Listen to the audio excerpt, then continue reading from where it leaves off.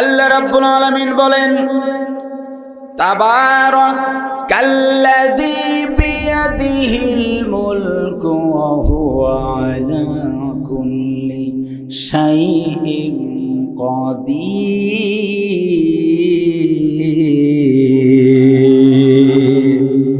আপনাদের আওয়াজ শেষ না আরো আছে? একটু জোরে বলুন আল্লাহু আকবার। আল্লাহ রাব্বুল আলামিন বলেন, অতি মহান তিনি, আল্লাযী যিনি, বিয়াদিহিল মুলক যার হাতের মধ্যে রেখে দিয়েছেন রাজত্ব, কর্তৃত্ব, নেতৃত্ব তার হাতের মধ্যে আছে। আল্লাহ রাব্বুল আলামিন হাতের মুঠোর মধ্যে রাজত্ব নিয়ে নিয়েছেন। এই রাজত্ব তার হাতের মুঠে রেখে পৃথিবীর মানুষদেরকে বলে দিয়েছেন, তোমরা মনে করো সার্বভৌমত্ব তোমাদের হাতে না, বরং সার্বভৌমত্ব রয়েছে, আওয়াজ দিয়া বলুন, কার হাতে? আল্লাহ রাব্বুল আলামিন একই সাথে বলেন, ওয়া হুয়া আলা কুল্লি শাইইন কাদির।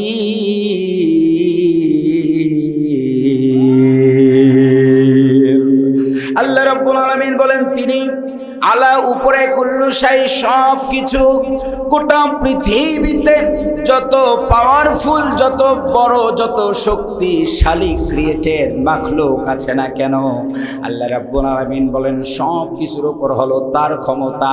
আল্লাহ বলেন, আমার ক্ষমতা সবার উপর, আর আমার হাতের মধ্যে আমি রাজত্ব রেখেছি, কর্তৃত্ব রেখেছি, সার্বভৌমত্ব কোনো মানুষের হাতে আমি তুলে দেই নাই। আবার বলুন, সার্বভৌমত্বের মালিকটাকে? আল্লাহ তাআলা হচ্ছেন সার্বভৌমত্বের একচ্ছত্র মালিক।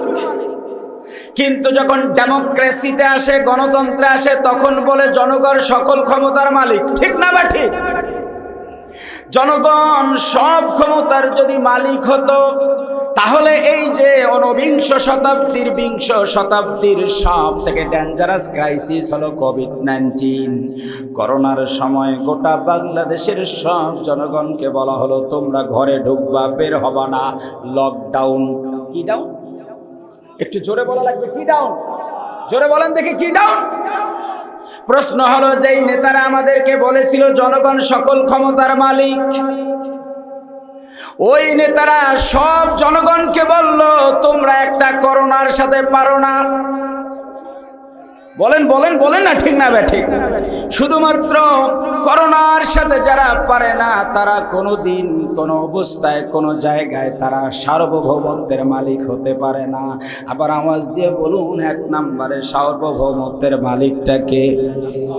এই জন্য আল্লাহ রাব্বুল আলামিন পবিত্র কুরআনুল কারীমে স্পষ্ট করে তিনি বান্দা বান্দিকে জানিয়ে দিয়েছেন, বান্দারে, শুধু সার্বভৌমত্বের মালিক আমি না, বরং এই রাজত্ব আমি আল্লাহ পাক আমার হাতের মধ্যে রেখে দিয়েছি। যাকে মন চায় আমি এই রাজত্ব তাকে দিয়ে দেই, আবার যাকে মন চায় তার কাছ থেকে আমি রাজত্বটা কেড়ে নেই। আল্লাহ পাক বলেন, কুলিল্লাহুম্মা মালিকাল মুলকি তুতিল মুলকা মান তাশা ওয়া তানজিউল মুলকা মিম্মান তাশা ওয়া তুইজ্জু মান তাশা ওয়া তুদিল্লু মান তাশা বিয়াদিকাল খায়র ইন্নাকা আলা কুল্লি শাইইন কাদির। আল্লাহ আমাদের নবীকে বলেছেন, কুল, আপনি বলুন, আল্লাহুম্মা, হে আমার আল্লাহ, মালিকাল মুলক। আবার বলেন, রাজত্বের মালিক কে? হলো না, জোরে বলেন, কে? আল্লাহ বলেন, এই রাজত্বের মালিক আমি আল্লাহ পাক, আমি রব্বুল আলামিন। যাকে মন চায় তাকে রাজত্ব দিয়ে দেই, আবার যার কাছ থেকে মন চায় আমি রাজত্বটা কেড়ে নেই। আল্লাহ বলেন, স্বাধীনতা, সার্বভৌমত্ব আমার হাতে। আমি আল্লাহ ইচ্ছা করলে দিয়ে দিই, আবার ইচ্ছা করলে কেড়ে নেই। তবে বান্দা মনে রাখবা, যখন যাকে যোগ্য মনে করি তখন তাকে আমি রাজত্ব, আমার কর্তৃত্বটা আমি দিয়ে দেই। আল্লাহ পাক নিজেই রাজত্ব রাজত্ব দেন, আবার রাজত্ব কেড়ে নেন। আল্লাহ যদি এবার মনে করেন আমার বান্দাদেরকে কোরআনী রাজত্ব আমি দিয়ে দিব, তাহলে বলুন দিতে পারেন কে? জোরে বলুন কে? আমরা সম্ভাবনা দেখছি। বাংলাদেশে ওলামায়ে কেরামের একটি প্ল্যাটফর্মে এসেছে, আলহামদুলিল্লাহ বলবেন না? দীর্ঘদিনের লালিত প্রত্যাশিত আমাদের স্বপ্ন ছিল। কিছু লোক আমাদের কানে ফিস ফিস করে বলতো, হুজুর আপনারা এখন, আমরা আপনাদের সাথে আছি। আলহামদুলিল্লাহ এবার যেহেতু এক হয়েছে, এক হয় নাই, এক হয় নাই, আরো পিছনে দেখার সময় আছে। আপনি নিশ্চিত থাকেন ইনশাআল্লাহ এবার কোরআনী বিপ্লব ঠেকানোর ক্ষমতা কারো নাই। বলে না ঠিক না ঠিক? এই বিপ্লবে আমি আপনি যদি ছোট্ট একটা খাদেম হতে পারি, আমাদের কপাল খুলে যাবে। আমরা তো সেই বালাকোটের ময়দানে রক্ত দিয়েছি, আমরা তো এই দেশেও 47-এ রক্ত দিয়েছি, আমরাই তো 71-এ রক্ত দিয়েছি, আমরাই তো 90-এ রক্ত দিয়েছি, আমরাই তো 24-এ রক্ত দিলাম। এবার আর রক্ত না, নতুন বিপ্লব শুরু করব। প্রয়োজনে আগামীর বাংলাদেশে কোরআনী আইন প্রতিষ্ঠার জন্য নিজের জীবনগুলো কবিতরের মতো রাজপথে দিতে কারা কারা রাজি মুসলমান? তো হাত তুলে আল্লাহকে দেখা।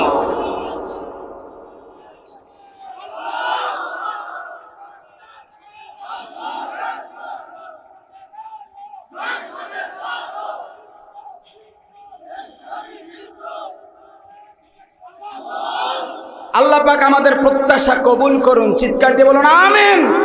তাহলে একটি ইসলামিক স্টেট, আইডিওলজিক্যাল স্টেট যদি আমরা গঠন করতে চাই, তাহলে এক নম্বরে বিয়াদিহিল মুলক, সার্বভৌমত্বের মালিক আল্লাহ পাক, এই বিশ্বাসের ওপর রাষ্ট্রটা গঠিত হবে। যেই রাষ্ট্রের বিশ্বাসে সমস্যা, সার্বভৌমত্বের মালিক জনগণ, সেই রাষ্ট্র কোনোদিন ইসলামিক রাষ্ট্র হতে পারে না। আমরা ইসলামিক দলগুলো যদি ক্ষমতায় যেতে পারি, প্রথম কনস্টিটিউশনে আমরা পরিবর্তন করে দিব সার্বভৌমত্বের মালিক। চিৎকার দিয়ে বলুন কে? এরপরে দ্বিতীয় নাম্বার আমি সংক্ষেপ করে যাচ্ছি। ইসলামিক রাষ্ট্র গঠন করতে গেলে সেখানে পরামর্শের ভিত্তিতে কার্যক্রম চালাতে হবে। সেখানে মাজলিসে শুরা থাকবে, তাদের পরামর্শক্রমে নেতা তৈরি হবে। ইসলামিক রাষ্ট্র গঠন করতে গেলে পরামর্শের ভিত্তিতে হওয়া লাগবে। কিন্তু আপনারা বলুন তো, এখন পৃথিবীতে ডেমোক্রেসি, গণতন্ত্র আছে না নাই?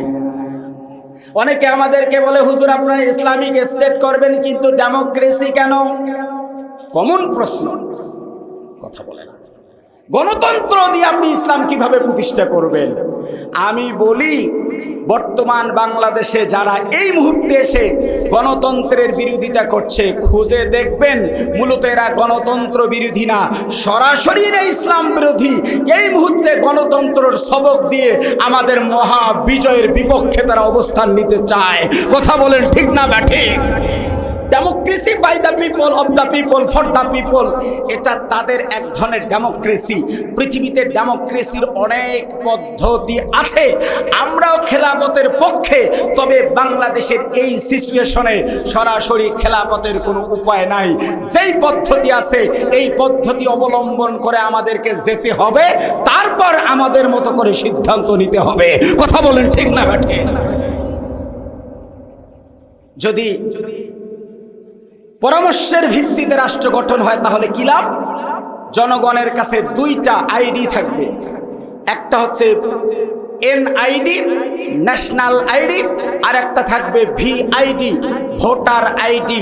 ডেমোক্রেসিতে একজন চোরও ভোট দিতে পারে, আর ইসলামিক স্টেটে চোর ভোট দিতে পারে না। কারণ চোরকে যদি ভোট দেওয়ার সুযোগ হয়, 51% যদি কোনো দেশে চোর থাকে, সেই দেশের খলিফা তারা চোরকেই বানাবে। কথা বলে না? কথা বলে ঠিক না ঠিক? এই জন্য চোরদের ভোট দেওয়ার কোনো এখতিয়ার থাকবে না। যারা ভালো মানুষ, সৎ মানুষ, তারা ভোটার হবে। তাদের তালিকা করে একজন যোগ্য, একজন ভালো নেতা তারা নির্বাচন করবে। চিৎকার দিয়ে বলুন সুবহানাল্লাহ।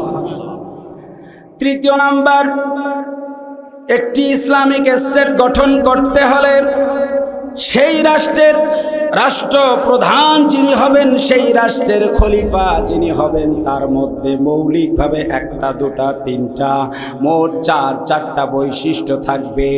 আগামীর বাংলাদেশে এই 4 বৈশিষ্ট্য যার মধ্যে থাকবে তাকেই নেতা বানাবো।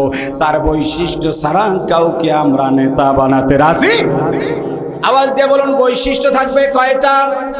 জোরে বলেন কয়টা? একটা ইসলামিক রাষ্ট্রের নেতা বানাতে গেলে নেতার মধ্যে কোয়ালিটি থাকা লাগবে 4টা। আল্লাহ রাব্বুল আলামিন কোরআনুল কারীমে সূরাতুল আম্বিয়ার 73 নম্বর আয়াতে গিয়া আমার আল্লাহ পাক ফান্ডামেন্টাল 4টা কোয়ালিটির কথা বলেছেন। এই 4টা যার মধ্যে থাকবে ইসলামিক রাষ্ট্রের সে নেতা হবে। এখন যেই নেতাদের মধ্যে এই 4 কোয়ালিটি নাই, তারা যদি এই কোয়ালিটি অর্জন না করে, আগামী বছর অর্থাৎ আগামীর জানুয়ারি ফেব্রুয়ারিতে আমরাও তাদেরকে মুসলমান হিসাবে সমর্থন দিতে পারি না। আল্লাহ রাব্বুল আলামিন বলেন, ওয়াজআলনাহুম আইম্মাতান ইয়াহদুনা বিআমরিনা ওয়া আওহাইনা ইলাইহিম ফি'লাল খায়রাত ওয়া ইকামাস সালাতি ওয়া ইতাআজ যাকাহ ওয়া কানু লানা আবিদিন।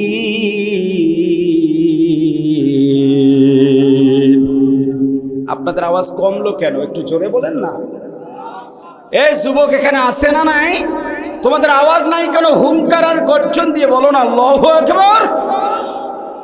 আল্লাহ রাব্বুল আলামিন বলেন, ও মানে এবং জালাহুম, তাদের মধ্যে আমি করেছিলাম। সূরাতুল আম্বিয়ায়ে সকল নবীদের বক্তব্য দিতে দিতে আল্লাহ রাব্বুল আলামিন বলেন, পূর্বের যুগের নবীদের মধ্যে আমি আল্লাহ পাক বানিয়ে দিয়েছিলাম আইম্মা। ইমামুন এর বহু বচন হলো আইম্মাতুন। ইমাম মানে হলো কি? ইমাম মানে একটু জোরে বলেন দেখি, ইমাম মানে? এই দিক থেকে বলেন ইমাম মানে। এবার বলেন, এই কোরআনে ইমামের কথা আছে না নাই? আল্লাহ রাব্বুল আলামিন বলেন, ওয়াজআলনাহুম আইম্মা, যুগে যুগে যত নবী রাসূল এসেছেন তার মধ্যে অনেক নবীকে আমি আল্লাহ পাক নেতা বানিয়ে দিয়েছিলাম। আপনার মসজিদের ইমাম সাহেব, খতিব সাহেব ইসলামী রাজনীতি পছন্দ করে না, নেতাও হতে চায় না, নেতৃত্ব দিতে চায় না, অথচ তিনি জানেন না আমাদের নবীগণ তারা ছিলেন সমাজের নেতা। বলেন ঠিক কিনা? আল্লাহ রাব্বুল আলামিন বলেন, যুগে যুগে তাদেরকে নেতা বানিয়েছিলাম। ইয়াহদুনা বিআমরিনা, নেতারা মানুষদেরকে সঠিক পথে দেখাতো। আওয়াজ দিয়ে বলুন, কার নির্দেশে? কথা বলে না, কার নির্দেশে? এলাকার অনেক নেতা আছে, যত কাজ করে তার বড় নেতার অর্ডারে করে। আমার আল্লাহ বলেন, যদি ইসলামিক স্টেট গঠন হয়ে যায়, ছোট নেতা, মাঝারি নেতা, বড় নেতা, আমির হোক আর প্রজা হোক, যে হোক না কেন, আমার আল্লাহ তাআলা বলেন ইয়াহদুনা বিআমরিনা, তারা মানুষকে রাস্তা দেখাবে, পথ দেখাবে। আওয়াজ দিয়ে বলুন, নির্দেশ মেনে চলবে কার? আল্লাহ তাআলা এরপরে নেতার কোয়ালিটি বলেছেন, ওয়া আওহাইনা ইলাইহিম ফি'লাল খায়রাত।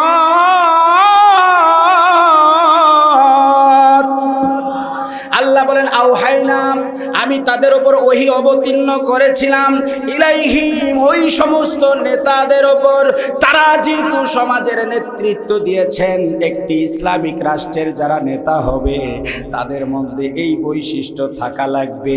1 নাম্বার হলো ফি'লাল খায়রাত, নেতা সব সময় ভালো কাজ করবে, নামাজের কাজ, রোজার কাজ, হজের কাজ, যাকাতের কাজ, কোরআন তেলাওয়াতের কাজ। কিন্তু আমরা বিগত দিনের নেতা বানিয়েছি খারাপ কাজ, যার যত বেশি আমরা তাকে তত বেশি ভোট দিয়েছি। বলেন ঠিক কিনা? আমরা নেতা বানিয়ে দিয়েছি আর নেতা গিয়ে খেলতো ক্যাসিনো। আমরা নেতা বানিয়ে দিয়েছিলাম, ওই নেতা সুদ, ঘুষ, অন্যায়, চুরি সবগুলো করত। এবার যাকে নেতা বানাবো, ভালো কাজ ছাড়া আমরা কাউকে নেতা বানাবো না।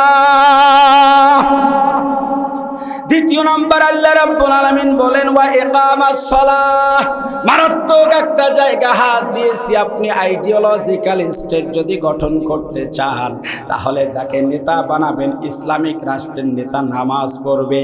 ইসলামিক রাষ্ট্রের নেতা শুধু নামাজ পড়বে না, ইকামাস সালাহ মানে হলো নামাজ কায়েমের আন্দোলন ছাড়া নেতা হতে পারবে? কথা বলেন পারবে? নামাজ কায়েমের আন্দোলন যার মধ্যে নাই, আল্লাহর কসম মুসলমানদের নেতা হওয়ার মতো তার যোগ্যতা নাই।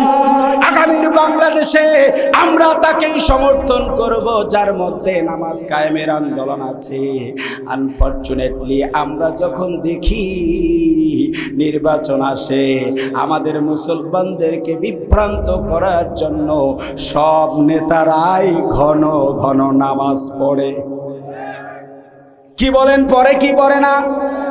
জোহরের নামাজ নেতা এইমাত্র পড়ল, এই মসজিদ থেকে বের হয়ে গিয়ে দেখে ওখানে 15 মিনিট পর নামাজ, ওখানে গিয়ে আবার নামাজ শুরু করলো। কর্মী বলে নেতা এখনই জোহর পড়লেন, আবার জোহরটা কেন পড়েন বারবার জোহর? নেতা ডাক দিয়ে বলে কথা বলিস না, নির্বাচন চলছে। কথা বলে না, ঠিক না ঠিক? কথা বলিস না, নির্বাচন, এটা নির্বাচনী নামাজ, নামাজ কায়েম নয়। কায়েম ছাড়া ধোঁকাবাজ নামাজকে আমরা আর সমর্থন দিতে পারি না। প্রিয় মিঠাপুকুরের হাজার হাজার জনগণ, একটা ইসলামিক রাষ্ট্রের রূপরেখা হলো ওই রাষ্ট্রের যত নেতা থাকবে সবাই হবে নামাজি। আনফরচুনেটলি আমাদের সমাজে আমরা লক্ষ্য করি 5 বছর পর আমাদের নেতারা হঠাৎ করে মাথার মধ্যে একটা টুপি দেয়। টুপি দেখার পরে আমরা জিজ্ঞেস করি, নেতা 5 বছর কই ছিলা? টুপি পরে, পাঞ্জাবি পরে, নামাজ পড়ে আমাদের কাছে ধোঁকাবাজি করে। একদিন সমর্থন নেয়, যেই মাত্র সমর্থন হয়ে গেল সঙ্গে সঙ্গে টুপি আর পাঞ্জাবিওয়ালার বিরুদ্ধে চলে যায়। এই জন্য আমি বলি, যারা বলে ধর্ম ব্যবসা, আওয়াজ দেন, বাংলাদেশে ধর্মের ব্যবসা আছে না নাই? ব্যবসা তারা করে 5 বছর পরে যারা নামাজ ধরে। কথা বলে না, ঠিক না ঠিক? আর 5 বছর যারা কন্টিনিউ, যাদের কর্মসূচিতে 5 ওয়াক্ত নামাজ আছে, যারা নামাজ না পড়লে পরে খাতায় লিখতে পারে না, নেতার কাছে জবাবদিহিতা করা লাগে, যাদের নামাজ কর্মসূচি, তারা কোনো দিন নামাজ নিয়ে ব্যবসা করতে পারে না, ধর্মের ব্যবসা করে তারা, যারা 5 বছর পর ধর্মীয় লেবাস ধরে। কথা বলেন ঠিক না ব্যাঠে? তাহলে নেতা বানাবো তাকে যার মধ্যে 1 নাম্বার ভালো কাজ আছে, 2 নাম্বার নামাজ কায়েমের আন্দোলন আছে, 3 নাম্বার ওয়া ইতা আয-যাকা, যাকাতের কর্মসূচি। বাংলাদেশে খুঁজে দেখেন অনেকগুলো দল, সব দলের নেতারাই তো মুসলমান দাবি করে, কিন্তু কোনো দলের নেতাদের তালিকার মধ্যে যাকাতের কর্মসূচি পাওয়া যায় না।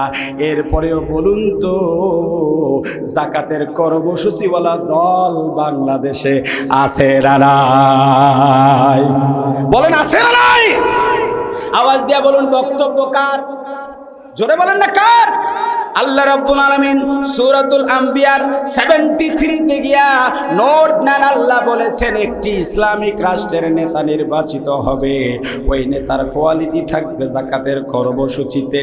আর 4 নাম্বার গুরুত্বপূর্ণ একটা পয়েন্ট আল্লাহ বলেছেন, ওয়া কানু লানা আবিদিন।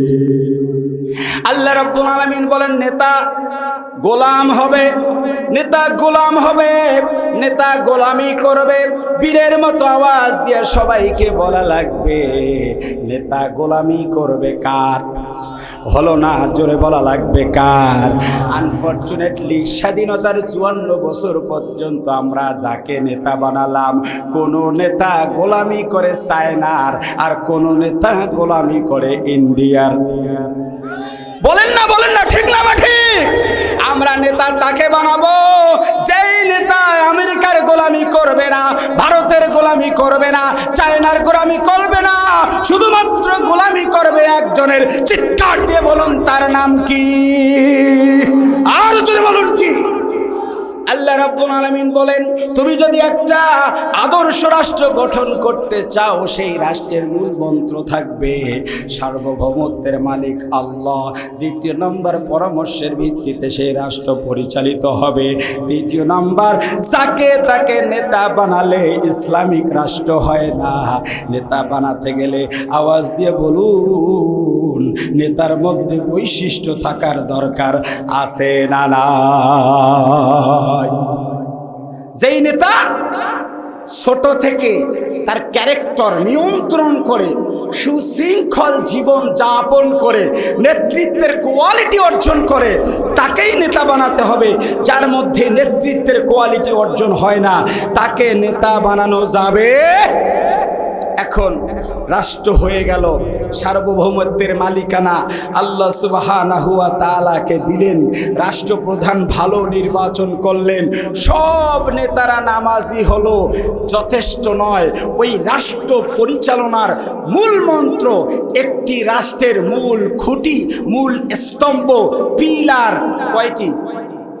আমার দিকে দেখা যায়, একটু বলেন দেখি কয়টি? আরো জোরে। পিছনের ভাইরা, অনেক ভাই, এই যে আমার দিকে দেখা যায়, একটি রাষ্ট্রের মূল খুঁটি কয়টি? তিনটি। তার মধ্যে একটি হচ্ছে আইন বিভাগ, একটি হচ্ছে বিচার বিভাগ, একটি হচ্ছে শাসন বিভাগ।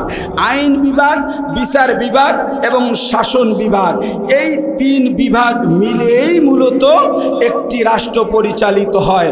তো আমরা যদি ভালো নেতা নির্বাচন করি, নেতা যদি ক্ষমতায় চলে যায়, আর নেতা ক্ষমতায় যাওয়ার পর আইন বিভাগ, বিচার বিভাগ, শাসন বিভাগ যদি ভালো করে চালাতে না পারে, তাহলে ইসলামিক স্টেট হবে না।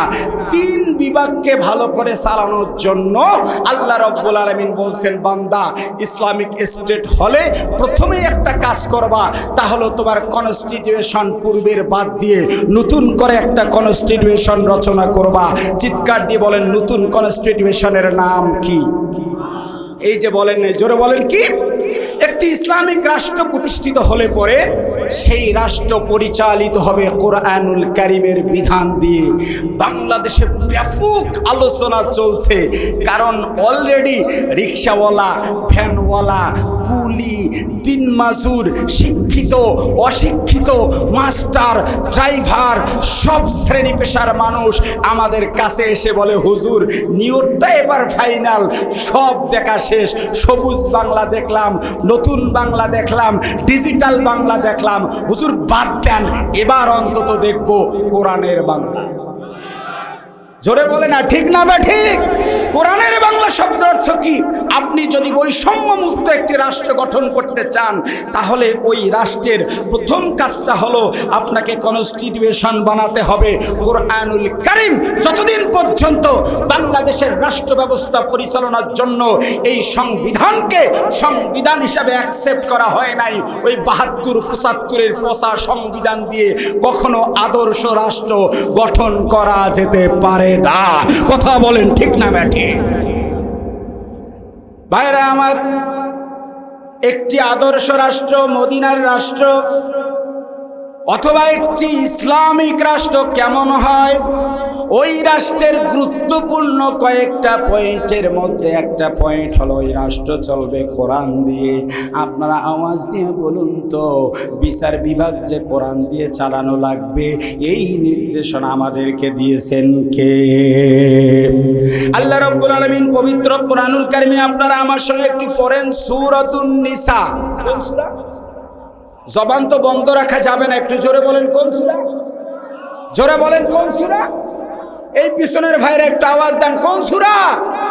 নোট করে নেন, সূরাতুন নিসা 105 আয়াতের মধ্যে আল্লাহ রাব্বুল আলামিন আমাদেরকে বলেছেন, ইন্না আনজালনা ইলাইকাল কিতাবা বিল হক লিতাহকুমা বাইনান নাস বিমা আরাকাল্লাহু ওয়া লা তাকুল লিল খাইনিনা খাসিমা। জোরে জোরে জোরে জোরে বলেন না, আমি মিঠা পুকুরে আওয়াজ পাচ্ছি না, জোরে বলেন আল্লাহু আকবার। আল্লাহ রাব্বুল আলামিন বলেন ইন্না মানে নিশ্চয় আনজালনা, আমি নাজিল করেছি। জমা করেছেন প্লুরাল, তাকিদের কারণে আল্লাহ পাক বলেন ইলাইকাল কিতাব, ও নবী আপনার উপর একটা কিতাব নাজিল করেছি। আওয়াজ দিয়ে বলেন কিতাবের নাম, জোরে বলেন কিতাবের নাম। ও নবী এই কিতাব আপনি পাওয়ার পরে আপনার সাহাবায়ে কেরামকে বলে দেন কিতাবটা কেন নাজিল করেছি। কেউ মারা গেলে পড়বে এই জন্য, এই কিতাব দিয়ে 5 ওয়াক্ত নামাজ পড়বে এই জন্য, এই কিতাব দিয়ে তাবিজ করবে এই জন্য, এই কিতাব পরে ফু দিলে মানুষ ভালো হয়ে যায়। নবীজি এই জন্য কি আমি কিতাব নাজিল করেছি। ও আমার রংপুরের ঈমান প্রদীপ্ত মুসলমান, একটু আওয়াজ দিয়ে বলুন এই কোরআন নাজিলের কারণ কি? কি বলেছেন সূরা নিসায় আল্লাহ পাক, জানার দরকার আছে না নাই? আল্লাহ বলেন লিতাহকুমা বাইনান নাস,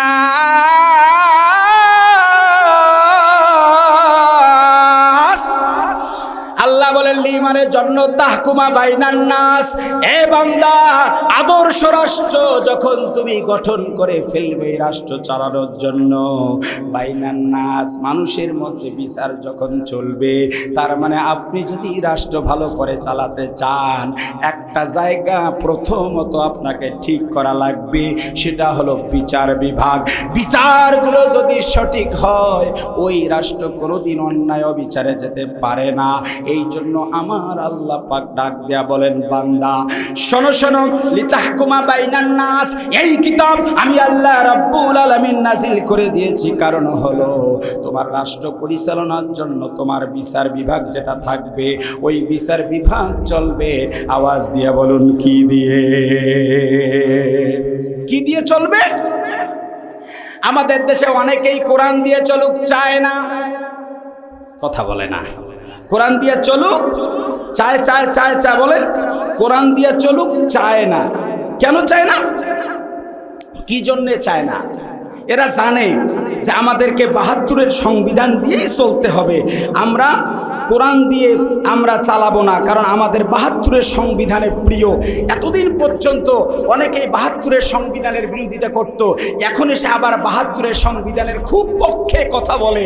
আমরা বলি ৭২-এর সংবিধান ১৭ থেকে ১৮ বার সংযোজন, বিয়োজন, পরিমর্ধন করা হয়েছে, কিন্তু জাতির ভাগ্যের পরিবর্তন হয় নাই।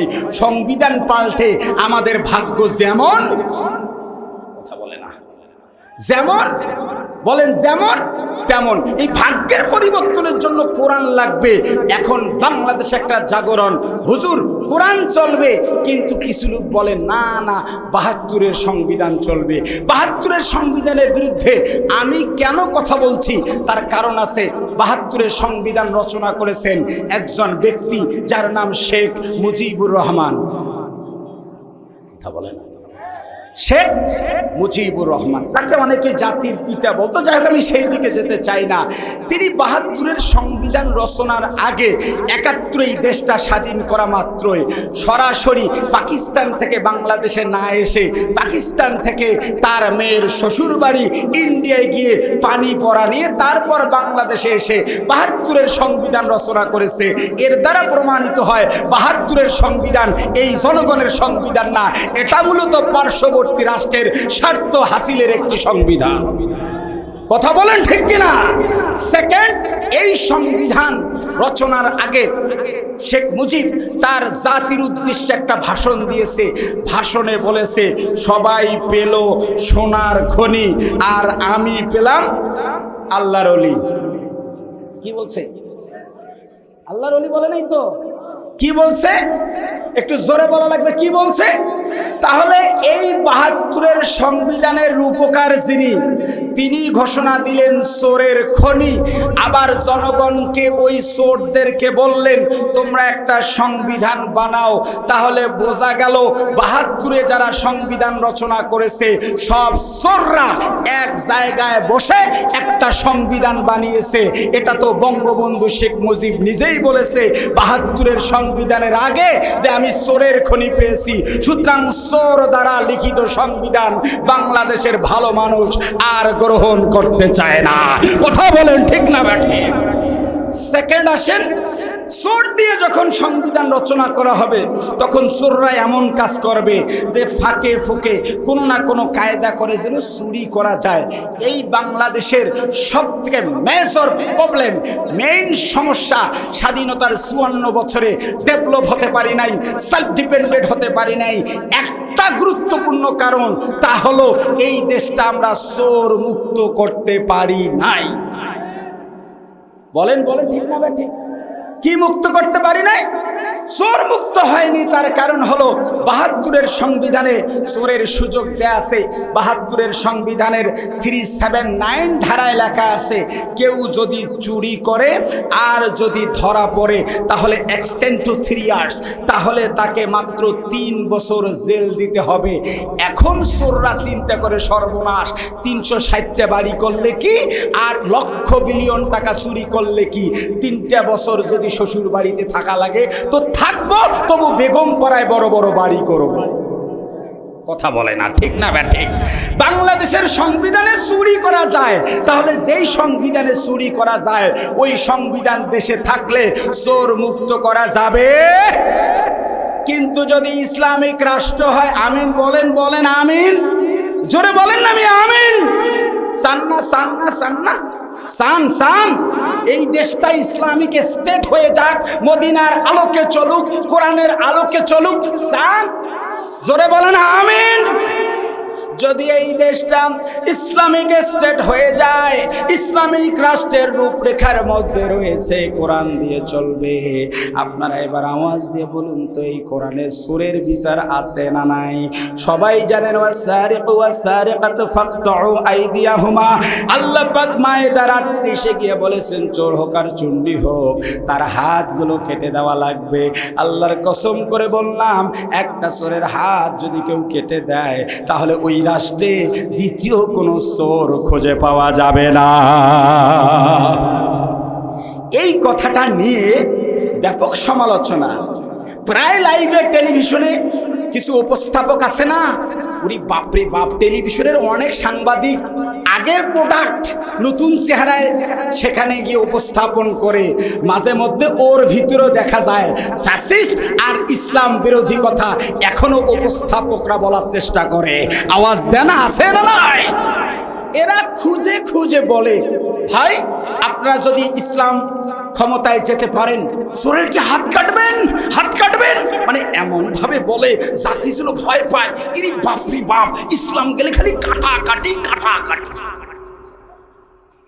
কথা বলে না, ইসলামকে আসলে কাটাকাটি না, না কাটাকাটিরা। ইসলামিক স্টেট হলে এই রাষ্ট্রে চোর যেন চুরি না করে, চুরি করার যেন কোনো প্রয়োজনীয়তা না হয়, সকল যুবকের কর্মসংস্থানের ব্যবস্থা করে দেওয়ার পর, তাদের পেট তার থাকা পড়া সব ব্যবস্থা করে দেওয়ার পর রাষ্ট্র ডিক্লারেশন করবে, শোনো আমরা যেহেতু খাবার দেই, পড়াই, চিকিৎসা দেই, চুরি করার দরকার নাই, এখন যদি চুরি করো তাহলে তোমার হাত কেটে দিব। চোরের হাত কাটাতে ভয়ের কিছু নাই, বরং বিরাট প্রশান্তি জাতির জন্য। আওয়াজ দেয়া বলেন, আছে না? ভাইরা আমার, কষ্ট হচ্ছে আপনাদের? আমি মনে হয় চালাবো না। একটি ইসলামিক স্টেট আইডিওলজিক্যাল রাষ্ট্র গঠন যদি আপনি করতে চান তাহলে আপনাকে যেই কয়েকটা কাজ করা লাগবে, তার মধ্যে 1 নম্বরে ক্ষমতায় গিয়ে আপনাকে কোরআনের সংবিধান করা লাগবে। কোরআন ছাড়া দেশ চালালে সেই দেশ কোনোদিন সুখী সমৃদ্ধ আলোকিত হতে পারে না। এখন আপনি সংবিধান কোরআন দিলেন, কোরআন দেওয়ার পরে মনে করুন আপনার সবাই মিলে বললেন, হুজুর আপনারা তো বারবার বলেন ঠিক আছে কোরআন দিয়ে রাষ্ট্র চালাতে চান, এখন যদি ইসলামিক স্টেট হয় তাহলে আমরা আপনাকেই পাঠাবো, আপনি যেন জায়গায় গিয়ে রাষ্ট্র পরিচালনা করতে পারেন। এখন আপনারা বলুন, আমাকে যদি বিচারালয়ে দায়িত্ব দেওয়া যায়, আমি কি বিচারালয়ে চালাতে পারবো? না, কারণ আমার পড়াশোনা, আমিও অনার্স মাস্টার্স করেছি, আমিও এইদিকে কামিল ডাবল করেছি, এদিক সেদিক পড়াশোনা করেছি।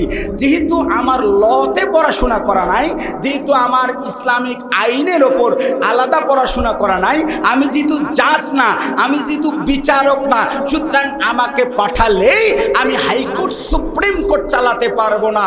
আমাদের ইসলামিক রাষ্ট্রে হাইকোর্ট এবং সুপ্রিম কোর্ট চালানোর মতো যোগ্য লোক তৈরি করার দরকার আছে না নাই?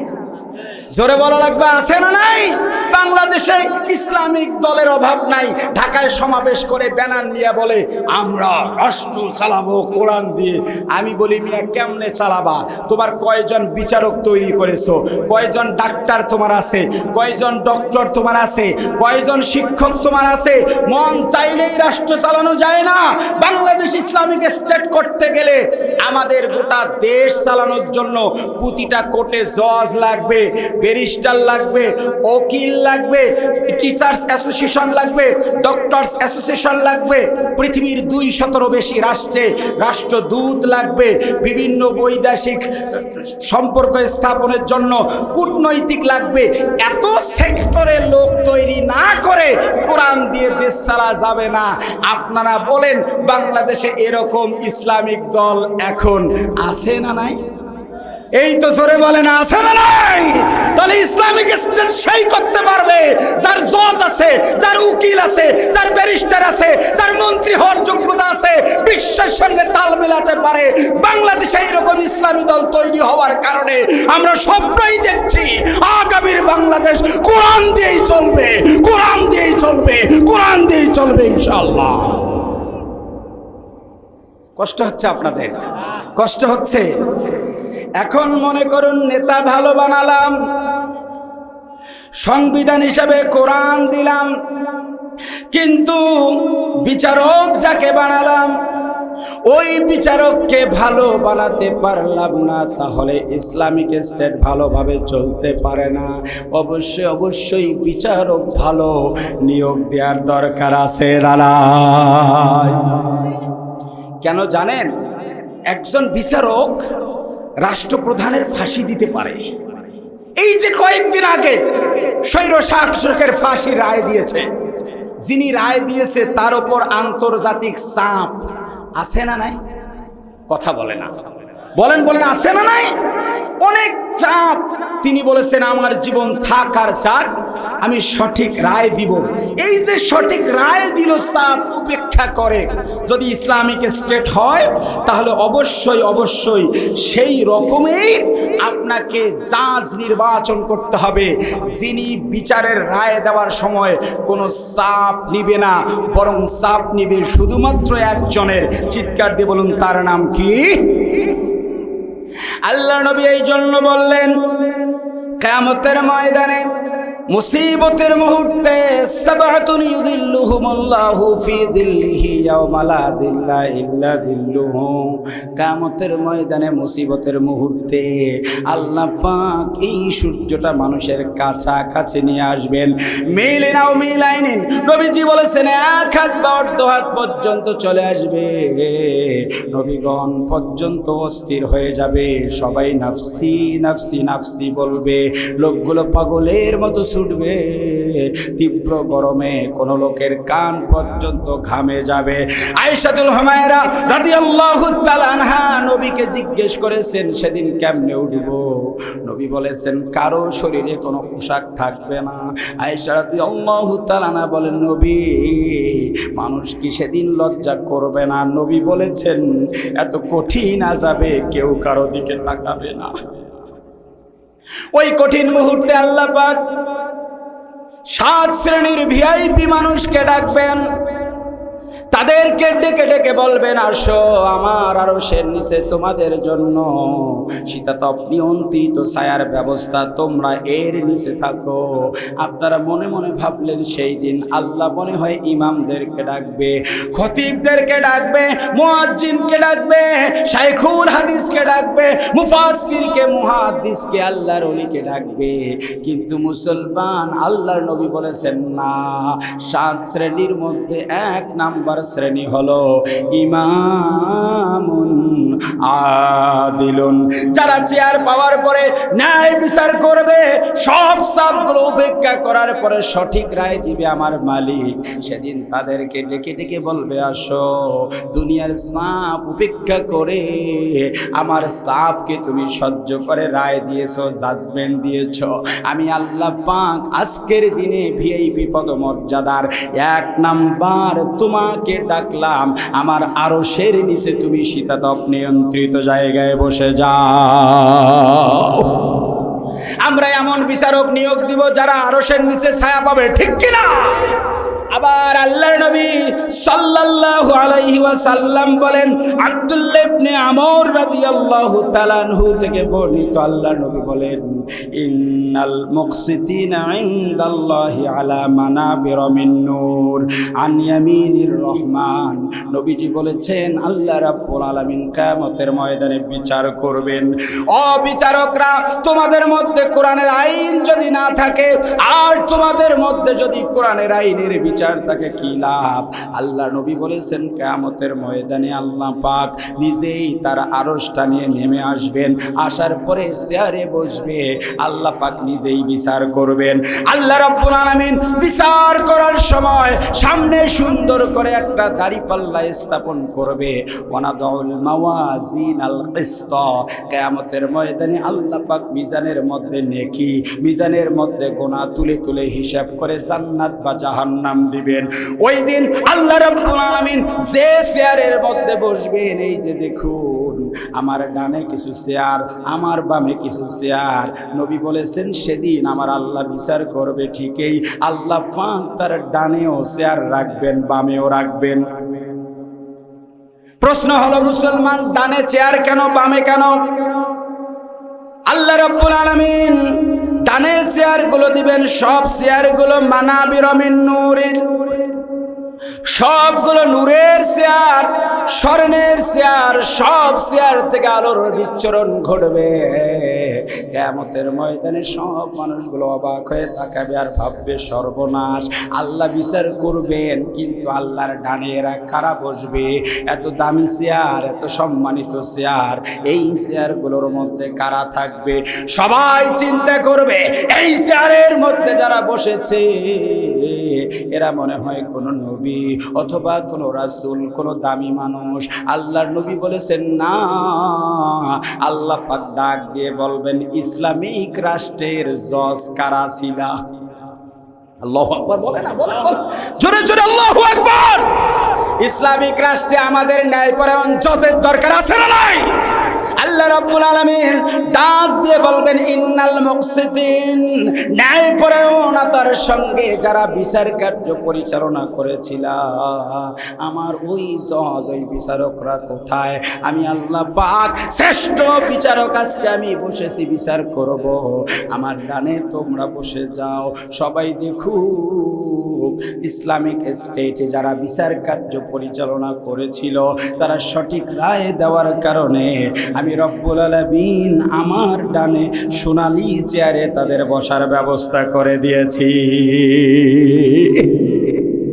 আমরা যদি ইসলামিক আইডিওলজিক্যাল স্টেট পেয়ে যাই, তাহলে আমাদের যে বিচারক যারা হবে, সেই সমস্ত বিচারকরা আল্লাহ পাকের আরশের ডানের চেয়ারে বসার সুযোগ পাবে। চিৎকার দিয়ে বলুন সুবহানাল্লাহ। এখন একটি ইসলামিক রাষ্ট্র হলো, রাষ্ট্রপ্রধান নামাজি, যাকাত আদায়কারী হলো, কনস্টিটিউশন কোরআন হয়ে গেল, ওই রাষ্ট্রের নাগরিকগুলো ভালো হয়ে গেল, ওই রাষ্ট্রের বিচার বিভাগটাও ভালো হলো। এখন জাজ যখন রায় দিবে, আপনারা আওয়াজ দিয়ে বলুন, ইসলামিক রাষ্ট্রের জাজ নিজের মন মতো কোনো রায় কি দিতে পারবে? পারবে? পারবে? রায় দেওয়ার জন্য সাক্ষী লাগবে। আল্লাহ রাব্বুল আলামিন বলেন, ইসলামিক স্টেট যদি তৈরি হয়ে যায়, তাহলে শুধু জজ ভালো হবে না, সেখানে ভালো সাক্ষীও লাগবে, কারণ সাক্ষী ছাড়া কোনোদিন জজ রায় দিতে পারে না। আমাদের দেশটা যদি আগামীর বাংলাদেশ যদি ইসলামিক দেশ হয়ে যায়, তাহলে আল্লাহ পাক কোরআনুল কারীমে সূরাতুন নিসার 135 এর মধ্যে আল্লাহ পাক বলেছেন, সাক্ষী যারা আছো তোমাদেরকেও কেমন সাক্ষী হওয়া লাগবে, ইসলামিক রাষ্ট্রের সাক্ষ্য ব্যবস্থা কেমন হয়, কেমনে সাক্ষী দেয়, একটু আওয়াজ দিয়ে বলুন, জানার দরকার আছে না নাই? বিগত দিনে একটা ট্রাইব্যুনাল গঠন করা হয়েছিল, কথা বলে না, ছিল না? ওই ট্রাইব্যুনালে অনেকগুলো রায়ও হয়েছে। এটাই আল্লাহ পাকের ক্ষমতা। ট্রাইব্যুনাল আছে, শুধুমাত্র আসামি পরিবর্তন। কথা বলেন না কেন আপনার, ঠিক না বা ঠিক? আচ্ছা, আমি ওই ট্রাইব্যুনাল ওই বিষয়গুলো বলা আমার জন্য জরুরি না, আমি ইসলামিক রাষ্ট্রের রূপরেখা বলার জন্য কম্পারেটিভ ডিসকাশন করছি। তো ওই যে রাষ্ট্র ছিল, সেখানে ট্রাইব্যুনাল ছিল, সেই ট্রাইব্যুনালে সাক্ষীও ছিল। সাক্ষী কিভাবে দেয় আমাদের দেশে জানেন? বিগত দিনে কিভাবে সাক্ষী হয়েছে? এই যে সম্মানিত খতিব সাহেব, আজকের মসজিদের আজকের মাহফিলের সম্মানিত সভাপতি মহোদয়, তিনি মনে করেন মসজিদে একদিন বক্তব্য দিয়েছে, ভাইরা আমার, আগামীর বাংলাদেশ কোরআন দিয়ে চলবে। ডানে আর বামে 2-4টা লোক চোখ এত বড় বড় করছে, জঙ্গি রে জঙ্গি, কথা বলে না। কি বলেন, ঠিক না বেঠিক? হুজুর বলল রাষ্ট্র চলবে কোরআন দিয়ে, আর ওই নামাজের কাতার থেকে নামাজি বলে জঙ্গি। একটু পরে বের হওয়ার পর চিন্তা করে, সর্বনাশ, আমি যদি সরাসরি আমি সামনেই খতিবের বিরুদ্ধে চলে যাই, আমার পিঠের চামড়া তো থাকবে না, তো একটা ব্যবস্থা তো আছে, কোনো উপায় যখন নাই তখন মামলা। ইসলামিক আন্দোলন যারা করেছে মামলা হয় না, এইরকম লোক বাংলাদেশে নেই বললেই চলে। প্রথম রজনীর সম্মানিত সভাপতি, বাতাসন হযরতপুর জামে মসজিদের সুযোগ্য সম্মানিত খতিব হযরতুল আল্লাম হযরত মাওলানা মুহাম্মদ সিরাজুল ইসলাম সাহেব, মহান রব সভাপতি মহোদয়ের হায়াতে বারাকা দান করুন। আমরা কি সভাপতি মহোদয়ের জন্য দোয়া করব না? একটু সকলেই বলি আমিন। আজকের মাহফিলের সম্মানিত সহ সভাপতি, বিশিষ্ট ব্যবসায়ী আলহাজ মোহাম্মদ হাফিজার রহমান সাহেব, আল্লাহ পাক সুস্থতার সাথে হায়াতে বারাকা দান করুন, আবারও বলে আমিন। প্রধান অতিথি তালিমুল কোরআন শিক্ষার আসর এর সম্মানিত সভাপতি জনাব মোহাম্মদ আলমগীর কবির নেতা, আছেন আলমগীর ভাই? নেতা কি আসছেন? আল্লাহ পাক জনাব আলমগীর কবির ভাইকে রাসূলুল্লাহ সাল্লাল্লাহু আলাইহি ওয়াসাল্লামের দেখানো সেই পথে নেতৃত্ব দেবার তৌফিক দান করুন, সকলে বলে আমিন। বিভিন্ন জায়গা থেকে ছুটে আসা পিতৃ সমতুল্য মুরব্বিয়ানে কেরাম, যুবক ভাইরা, স্নেহের কৌচিকাচারা, আগতা স্বাগতা, সম্মানিত মা ও বোন, গণপ্রজাতন্ত্রী বাংলাদেশ সরকারের গোয়েন্দা শাখার কর্মকর্তাবৃন্দ, জাতির বিবেক, সমাজের দর্পণ, সাংবাদিক ভাইরা, জাতি ধর্ম বর্ণ নির্বিশেষে অন্যান্য সুধীমণ্ডলী, শুকর করছে সেই মহান রবের জন্য যিনি আমাদেরকে মহাবিশ্বের অবিস্মরণীয় কিতাব পবিত্র কোরআনুল কারীমের সুন্দর চমৎকার নান্দনিক আয়োজনে আসবার বসবার সুবর্ণ সুযোগ দিয়েছেন। সে রবের জন্য যাবতীয় শুকর এবং সুজুদ, মস্তক অবনত চিত্তে প্রাণ খুলে আকাশ বাতাস মুখরিত করে একই সাথে সকলেই পড়ছি আলহামদুলিল্লাহ। সাউন্ডটা একটু কানে বাজতেছে, একটু হালকা কমায় দাও তো, একটু আওয়াজ দিয়ে বলি আলহামদুলিল্লাহ। আমি কি মিঠা পুকুরে এসেছি? এটা কি মিঠা পুকুর? আসলে কি মিঠা পুকুর? মানে ভিন্ন কোনো তাফসির আসে নাই তো? আমি মিঠা পুকুরে অনেক তাফসির করেছি। আমি জানি যে মিঠা পুকুরের মুমিন যারা, তারা যখন গর্জন দেয়, এই গর্জনে রংপুরের জালেমরা পর্যন্ত কাঁপে। জোরে বলেন ঠিক? তা আপনাদের গর্জন কি বন্ধ হয়ে গেছে? এখনো আছে? এটা কি মিঠা পুকুর? তাহলে আমি মিঠা পুকুরের আওয়াজ চাই। দিতে রাজি আছেন তো? একটু বলেন দেখি আল্লাহু আকবার। ঠিকই মিঠা পুকুর।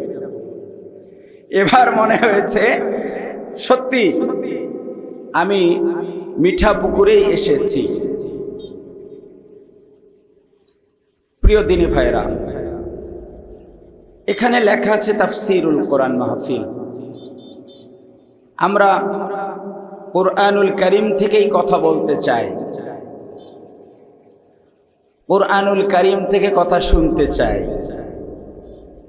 কোরআনুল কারীম থেকে কথা বলতে গেলে, শুনতে হলে সব থেকে বেশি প্রয়োজন হচ্ছে আসমান জমিনের একচ্ছত্র মালিক, যিনি কোরআনুল কারীম নাজিল করেছেন, তার অনুগ্রহ, তার দয়া। তিনি দয়া না করলে কোরআনুল কারীমের তাফসীর করা কখনোই সম্ভব নয়। আমি আলোচনার শুরুতেই আপনাদের কাছে দোয়া চাই, রব যেন পঠিতব্য আয়াতের আলোকে আমাদের প্রত্যেককেই কথাগুলো বুঝে আমল করার তৌফিক দান করেন। সকলে বলি আমিন। আমি কোরআনুল কারীম থেকে সুপরিচিত সূরা, যে সূরাটির আমল প্রতিনিয়ত করলে মহান রব কবরের আযাব থেকে মানুষকে মুক্তি দেন। সুবহানাল্লাহ বলবেন না? সেই সূরাটির নাম হলো সূরাতুল মুলক। কি বলছি? সূরাতুল মুলক। এই সূরাতুল মুলকের প্রথম আয়াতটি পাঠ করেছি। আমি এই আয়াতের আলোকে খুব দীর্ঘ না, একেবারে সংক্ষিপ্ত না, মাঝামাঝি একটি সময় কিছু কথা বলার ইচ্ছা পোষণ করেছি। এই সূরাটি অত্যন্ত গুরুত্বপূর্ণ সূরা, যেই সূরাতে আল্লাহ সুবহানাহু ওয়া তাআলা তার রাজত্বের কথা বলেছেন। আমরা যদি কোরআনুল কারীমকে কমপ্লিট কোড অফ লাইফ, পূর্ণাঙ্গ জীবন ব্যবস্থা বলি, তাহলে বলতে হবে এর মধ্যে সব বিষয় আছে। সব বিষয়ের মধ্যে এটিও একটি বিষয়। আমরা যেমন শিক্ষার্থীদেরকে ইতিহাস পড়াই, রাষ্ট্রবিজ্ঞান পড়াই, সমাজ বিজ্ঞান পড়াই, ম্যাথ পড়াই, ফিজিক্স, কেমিস্ট্রি, জিওলজি, বায়োলজি, এগুলো সব পড়ানো হয়। একইভাবে কোরআনুল কারীমের মধ্যে যদি অল ইন অন হয়, একই কিতাবের ভিতরে সব থাকে, তাহলে এর ভিতরেও রাষ্ট্রবিজ্ঞানের আলোচনা আছে না নাই? এবং সরাসরি আমি যদি আপনাদেরকে বলি পলিটিক্যাল সায়েন্স বা রাষ্ট্রবিজ্ঞানের কথা, তাহলে আমাকে বলতেই হবে সূরাতুল মুলক হলো একটি রাষ্ট্রবিজ্ঞানের সূরা। চিৎকার দিয়ে বলেন সুবহানাল্লাহ। আপনি ডিসপেন্সারিতে গিয়েছেন ওষুধ কেনার জন্য, ডক্টর আপনাকে প্রেসক্রিপশন করে দিয়েছে, অনেকগুলো ওষুধ থাকে। আপনি যাওয়ার পর সব ঔষধ কিনেন না, আপনি কিনেন ওই ঔষধ যে ঔষধ খেলে পরে আপনার চলমান রোগটা ভালো হবে।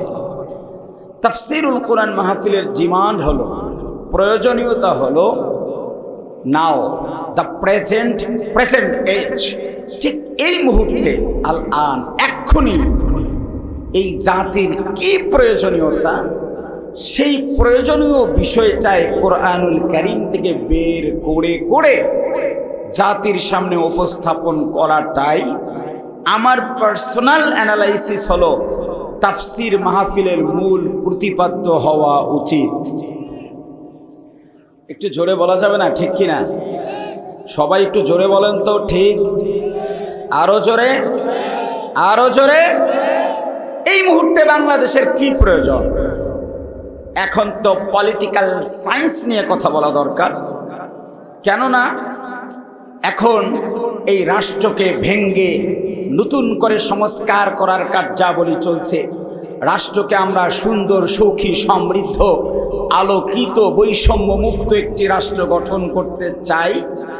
আমরা যদি আগামীর বাংলাদেশকে সুখী সমৃদ্ধ করতে চাই, সুশাসন প্রতিষ্ঠা করতে চাই, তাহলে আমাদের এক বাক্যে বলতেই হয়, আমাদের বর্তমান প্রয়োজন হলো একটি ইসলামিক রাষ্ট্র, একটি আইডিওলজিক্যাল স্টেট, অর্থাৎ মদিনার সেই রাষ্ট্রের মতোই নতুন একটি রাষ্ট্র সাজানো অন্তত বাংলাদেশের জনগণের জন্য অতীব প্রয়োজনীয় হয়ে গেছে।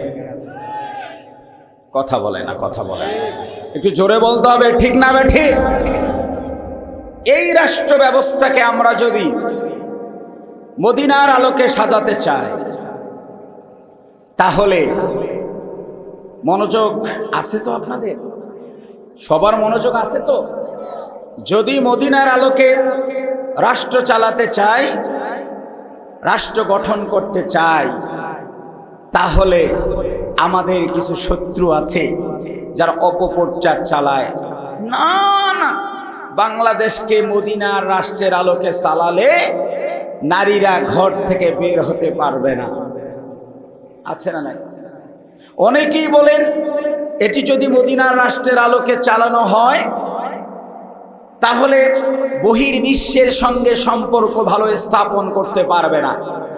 অনেকেই আতঙ্কে আছেন, সর্বনাশ, ইসলামিক রাষ্ট্র মনে হয় ভয়ানক এক ব্যাপার, ভয়ানক এক বিষয়, যার কারণে ইসলামিক রাষ্ট্র গঠন হোক এর বিরুদ্ধে অনেক মুসলমানও অবস্থান নিয়েছে।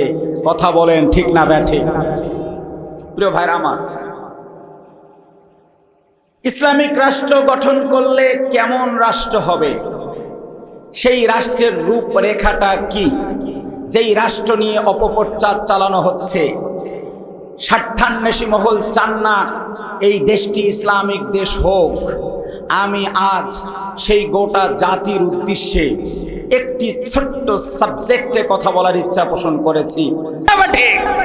মামলা দিয়ে দিছে। আচ্ছা, খতিব সাহেবের বিরুদ্ধে যদি ছোটখাটো মামলা দেয় কাজ হবে না তো কি করছে? রংপুরের কোর্টে গিয়ে একটা মামলা দিয়েছে।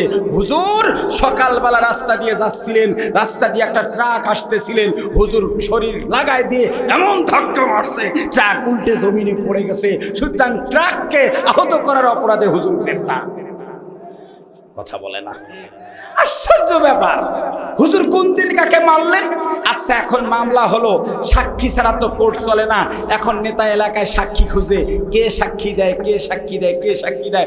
সবাই বলে না না না, আমাদের খতিব সাহেব ভালো মানুষ, শুধু একটা কথা বলছে, কোরআন দিয়ে দেশ চলবে, সাক্ষী দিব না।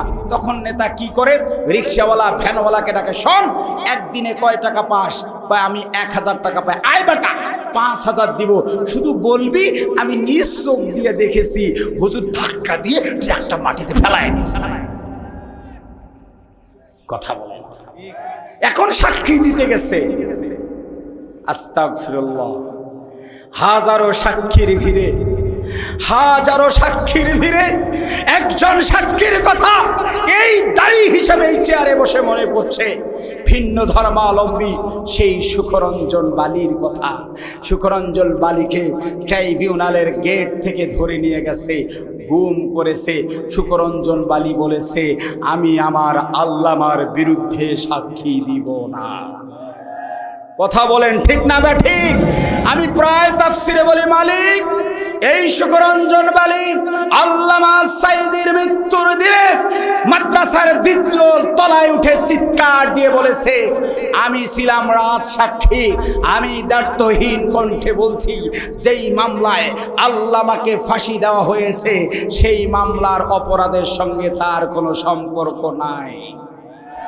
হিন্দু ভিন্ন ধর্মাবলম্বী মানুষ আমার আল্লামার বিরুদ্ধে কোনো কথা বলতে পারে নাই, অথচ এই আল্লামাকেই বানানো সাক্ষী দিয়ে ফাঁসির রায় দেওয়া হয়েছিল। এবং বাংলাদেশের সব থেকে বেশি দুর্বার আন্দোলন হয়েছিল যেই জায়গায়, সেই জায়গায় যারা অংশগ্রহণ করেছিলেন তারাই হলেন আপনারা সেই সৌভাগ্যবান মিঠাপুকুরের মুসলমান। কথা বলুন ঠিক না বেঠে? ভাইরা আমার, আমি এখানে আল্লামা সাইদির কথা বলতে আসি নাই, কোরআনের কথা বলতে আসি। আমি বুঝাতে চাচ্ছি, আলেমদের বিরুদ্ধে যখন সাক্ষী দেওয়ার সাহস একজন ভিন্ন ধর্মাবলম্বী পায়নি, তখন আমার টুপির থেকে 3 হাত 3 ইঞ্চি উঁচু লম্বা টুপি জুব্বা পরা কিছু মৌলবী রাস্তায় ব্যানার নিয়ে দাঁড়িয়েছিল আর বলেছিল আল্লামা সাইদির ফাঁসি চাই। ওই মৌলবীরা আছে না নাই? একটা গোপন কথা বলবো, কাউকে বলা যাবে না। বলবো? কথা বলে না। বলবো কাউকে বলবেন? নো, কাউকে বলা যাবে না। মিডিয়ায় প্রচার হয় হোক, আপনারা কাউকে বলবেন না। গোপন কথা। গভীর অবজারভেশন করছি, কিছু টুপিওয়ালা এই 8 দল ওলামায়ে কেরাম এক হয়েছে, এর বিরুদ্ধে ফুটফুটে চেহারা নিয়ে বক্তব্য দিচ্ছে। আমি সবগুলো অবজারভেশন করা শুরু করছি। এরা কারা? কোন গর্তে ছিল? এরা কি জান্নাত থেকে পালিয়ে এসেছে? কোন মৌলবী এরা? খুঁজে খুঁজে দেখি এরা সেই মৌলবী যারা ব্যানার নিয়ে এদেশের আলেমদের বিরুদ্ধে ফাঁসির জন্য দাঁড়িয়েছিল। ওরাই পিঠ বাঁচানোর জন্য আবার আলেমদের দলের বিরুদ্ধে যারা ইসলাম চায় না, কোরআনের হুকুমত চায় না, তাদের পক্ষ নিয়ে এখনো দালালরা কোরআনের বিরুদ্ধে, শাসনের বিরুদ্ধে কথা বলে। কথা বলুন ঠিক না বেঠে?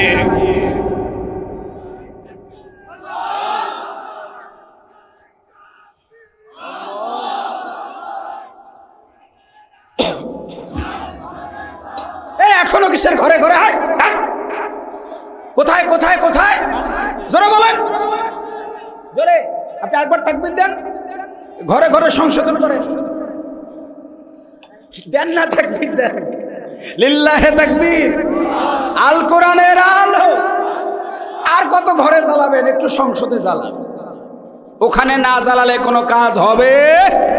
তাহলে আমি কি বলছিলাম, একটি ইসলামিক স্টেটে শুধু জাজ ভালো হবে তা না, সাক্ষী ভালো হওয়ার দরকার আছে না নাই? আমি এই জন্য আজকেও প্রাণ খুলে বলছি, রব, ওগো রব, হাজারো আলেম মিথ্যা সাক্ষ্য প্রমাণ যারা দিয়েছে আলেমদের বিরুদ্ধে, তাদের মাঝেই সুখরঞ্জন বালির মতো একজন ভিন্ন ধর্মাবলম্বী ভাই কোরআনের বিরুদ্ধে কথা বলে নাই। ওগো রব, আমি একজন মুসাফির, আমি একজন দায়ী, তোমার কাছে দোয়া করছি, সুখরঞ্জন বালিকে তুমি তোমার ঈমানের স্বাদ দিয়ে দাও। বলুন না আমিন। এই সুখরঞ্জন বালি যদি ঈমান না আনে জাহান্নামে চলে যাবে। অথচ আমাদের প্রাণের দাবি তিনি মুসলমানদের থেকে অনেক ক্ষেত্রে গিয়া সাক্ষ্য দেওয়ার ক্ষেত্রে অটুট ছিলেন। আমরা রবকে বলছি, রব্বুল আলামিন, সুখরঞ্জন বালিকে ঈমান দিয়ে তুমি তোমার কাছে নিও, তার আগে নিও না। চিৎকার দিয়ে বলুন আমিন। প্রিয় ভাইরা আমার, সাক্ষীটা কেমন হবে ইসলামিক রাষ্ট্রে? আল্লাহ বলেছেন, ইয়া আইয়ুহাল্লাযীনা আমানু কুনু কাওয়ামিনা বিল কিসতি শুহাদা লিল্লাহ।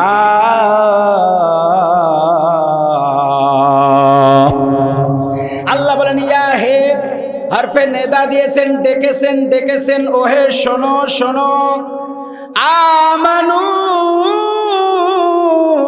আল্লাহ বলেন, যাকে তাকে ডাকলাম না, ডাকলাম শুধু মুমিনদেরকে। আল্লাহু আকবার। বলুন, আল্লাহ পাক ডেকেছেন আমাদেরকে। কাকে?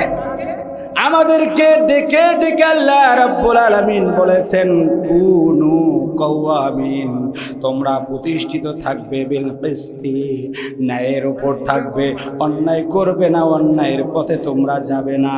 তবে মনে রাখবা শুহাদা আলিল্লাহ, তোমরা যারা সাক্ষী দাও, কোর্টে গিয়া সাক্ষী ইসলামের বিরুদ্ধে দাও, ইসলামের পক্ষে দাও, কোরআনের বিরুদ্ধে দাও, অথবা কোরআনের পক্ষে দাও, অন্যায়ভাবে দাও আর ন্যায়ভাবে তুমি সাক্ষ্য দাও, আল্লাহ পাক বলেছেন শুহাদা আলিল্লাহ, যত মানুষ এই জমিনের মধ্যে সাক্ষী দেয় তারা যেন কোনো ব্যক্তির বিরুদ্ধে সাক্ষী দেয় না। কোনো ব্যক্তির বিরুদ্ধে দিলে আমি আল্লাহ মনে করি ওই লোকটা আমি আল্লাহর বিরুদ্ধে সাক্ষী দিয়েছে। কি ডেঞ্জারাস অপরাধ! কোন মানুষ যদি ইসলামিক স্টেট পেয়ে যায় আর সেখানে যদি সাক্ষী দেয়, ওই সাক্ষী ইসলামের বিরুদ্ধে যদি হয়, ওই সাক্ষী ইসলামের পক্ষে যদি হয়, তাহলে আমার আল্লাহ পাক বলছেন শুহাদা আলিল্লাহ, তুমি যেই সাক্ষী দাও এই সাক্ষী আল্লাহর পক্ষে অথবা আল্লাহর বিপক্ষে দাও। ইসলামিক স্টেট হলে মানুষ সাক্ষী দিবে সাবধানে।